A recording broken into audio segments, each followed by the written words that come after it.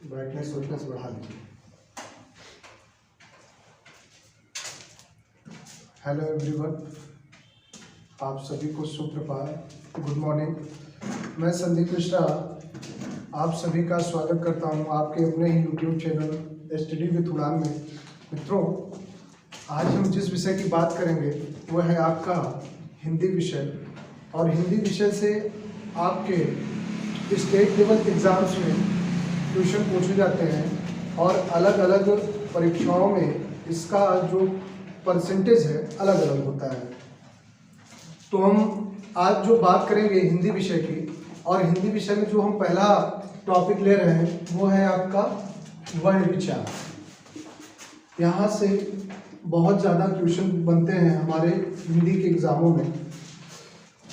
और हिंदी का जो पेपर आता है आपके स्टेट लेवल एग्ज़ाम्स में, उसमें न केवल ये जो हिंदी भाषा का परसेंटेज है वो बहुत ज़्यादा इसलिए हो जाता है क्योंकि हिंदी हमारी मातृभाषा है और मातृभाषा में ही हमारी प्रभावी अभिव्यक्ति होती है। हम अपनी प्रभावी अभिव्यक्ति हम अपनी मातृभाषा में ही करते हैं। अतः यह विषय हमारे लिए इम्पोर्टेंट भी है और हमें एग्ज़ाम में परसेंटेज में भी काफ़ी मदद करता है। तो आइए हम इस बिंदु का बिल्कुल आरंभ से देखेंगे और हर एक टॉपिक को बहुत ही अच्छी तरीके से पढ़ेंगे, समझेंगे। तो मैं चैप्टर की शुरुआत करने से पहले मैं कुछ बातें आपसे करना चाहता हूँ इस विषय के अंतर्गत। जैसे हम पढ़ेंगे क्या, हिंदी भाषा, और हिंदी भाषा में भी पढ़ेंगे व्याकरण। हिंदी भाषा का में पढ़ेंगे क्या, व्याकरण। और व्याकरण पढ़ने से पूर्व हम पहले यही समझ लें कि हिंदी है क्या। हिंदी, जैसा कि हम जान रहे हैं कि एक भाषा है, और भाषा का जो कार्य होता है मित्रों वो होता है क्या, विचारों का आदान प्रदान। क्या होता है, विचारों का आदान प्रदान। अतएव जैसे कोई भी दो व्यक्ति हैं, हम और आप हैं, हम आपसे रूबरू हो रहे हैं, उसके लिए कोई ना कोई एक माध्यम है, एक साधन है जो कि क्या कर रहा है, हमारे और आपके विचारों को आदान प्रदान करने का एक साधन जो बन रहा है वही क्या है, भाषा। भाषा जो है संस्कृत के भास धातु से बनी है, जिसका शाब्दिक अर्थ होता है बोलना अथवा कहना। क्या होता है मित्रों, जिसका शाब्दिक अर्थ होता है बोलना अथवा कहना। अर्थात हम बोलते कब हैं, जब बोलने में हमारी क्या निकलती है, ध्वनियां निकलती हैं। तो ध्वनियां निकलती हैं कब, जब हम कोई भी चीज क्या करते हैं, बोलते हैं, अपने विचारों को आदान प्रदान करते हैं, अपने भावों को क्या करते हैं, एक दूसरे के प्रति क्या करते हैं, स्थानांतरित करते हैं। आइए हम समझते हैं क्या। तो जो हमारे ये विचार हैं, ये भाव हैं, ये कभी कभी पूछ लिया जाता है कि ये भाषा की कौन सी इकाई होते हैं, ये भाषा की कौन सी इकाई होते हैं। जैसे मैं आपसे रूबरू हो रहा हूँ आज, तो मेरे मन में भी बहुत सारे विचार चल रहे हैं, आपके मन में भी बहुत सारे विचार चल रहे होंगे। तो इन विचारों में क्या है, ध्वनियाँ नहीं आ रही हैं। इन विचारों में क्या है, ध्वनि नहीं आ रही है। इसलिए विचार और भाव जो है भाषा की अध्वन्यात्मक इकाई कहलाती है। क्या कहलाती है, अध्वन्यात्मक इकाई। क्या कहलाती है, अध्वन्यात्मक इकाई कहलाती है। इसमें क्या होता है, ध्वनि नहीं होती है, विचारों में ध्वनि नहीं होती है। और इन विचारों का, जैसे यहाँ पे कोई एक व्यक्ति है, यहाँ पे कोई एक व्यक्ति है और एक व्यक्ति यहाँ पे है, इनके मन में भी थॉट्स चल रहे होंगे, इनके मन में भी कुछ न कुछ विचार चल रहे होंगे। और इन विचारों का आदान प्रदान जो होगा वो किस माध्यम से होगा, तो होता है माध्यम और साधन का कार्य कौन करता है, भाषा। कौन करता है, भाषा। तो भाषा कब, इन्हीं विचारों में जब क्या हो जाता है, हमारे ध्वनि का समावेश होता है। विचारों के अंतर्गत जब ध्वनि का समावेश होता है वही विचार किस रूप में परिवर्तित हो जाते हैं? भाषा के रूप में। अर्थात अगर हम यहाँ से भाषा की परिभाषा बताएं तो क्या होगा कि विचारों को आदान प्रदान करने का जो माध्यम अथवा साधन है वही क्या कहलाता है? भाषा कहलाता है। विचारों को आदान प्रदान करने का माध्यम अथवा साधन ही क्या कहलाता है? भाषा कहलाता है। अब भाषा की कई इकाइयां भी होती हैं।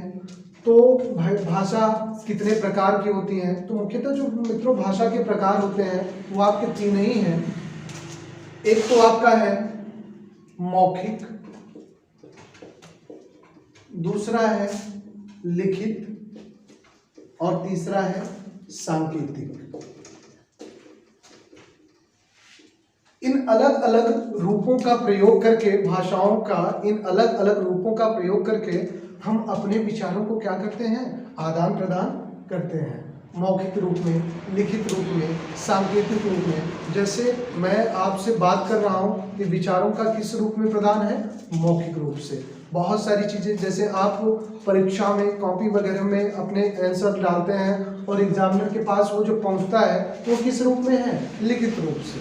अब बहुत सारी चीज़ें हैं क्या, ना तो हम बोल कर ना ही लिख कर करते हैं। किस रूप में करते हैं? केवल उनका संकेत के रूप में करते हैं। तो कौन सा प्रकार हो जाता है? सांकेतिक। तो ये तो थी भाषा के बारे में अल्प जानकारी। और अब हम चलेंगे कहाँ पे? वर्ण विचार पे। जो हमारा जो मेन चैप्टर हमें पढ़ना है वर्ण विचार पे। और मित्रों मैं आपसे ये बताऊं, इसका हमारे हिंदी भाषा में जो योगदान है इस चैप्टर का वो है 1 से 2 नंबर। 1 से 2 नंबर यहाँ से हर एक एग्ज़ाम में जिसमें हिंदी पूछी जाती है जरूर पूछा जाता है। तो चाहे आपका पुलिस का एग्ज़ाम हो, एसआई का हो, आपका जीडी का हो, वहाँ से एक 2 से 2 नंबर के क्वेश्चन यहाँ से बन ही जाते हैं अलग अलग परीक्षाओं में।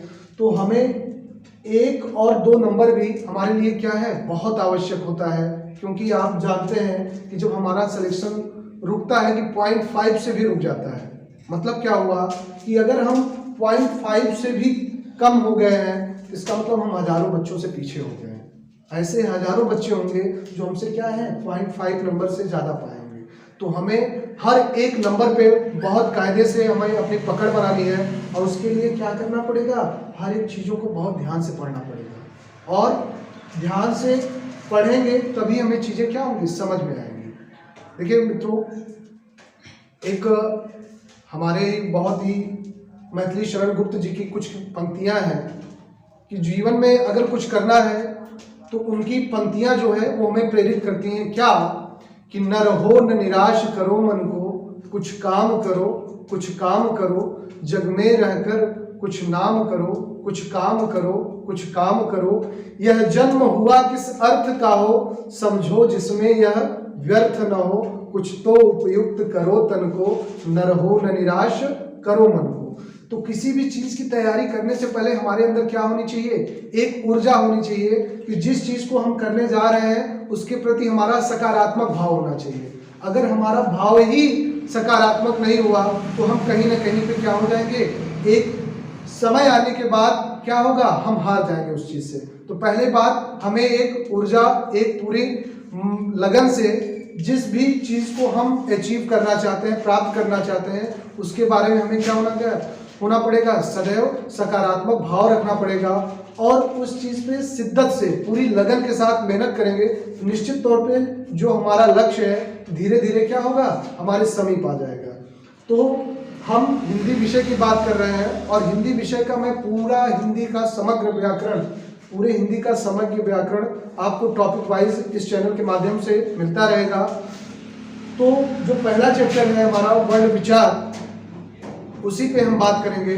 और वर्ण विचार से कितने टाइप के क्वेश्चन बनते हैं, क्या क्या यहाँ से प्रश्न आते हैं, इसमें और भी क्या क्या विशेष तथ्य पूछे जाते हैं, सारी चीज़ें हम देखेंगे आपके नेक्स्ट स्लाइड में। मित्रों मैं आपसे अनुरोध करता हूँ यदि आपको यह वीडियो पसंद आए तो आप इस चैनल को सब्सक्राइब करें और इस वीडियो को लाइक करें और कमेंट करें ताकि हम क्या हो सकें, हम भी मोटिवेट हों और आपके लिए ऐसे ही न्यू वीडियो आती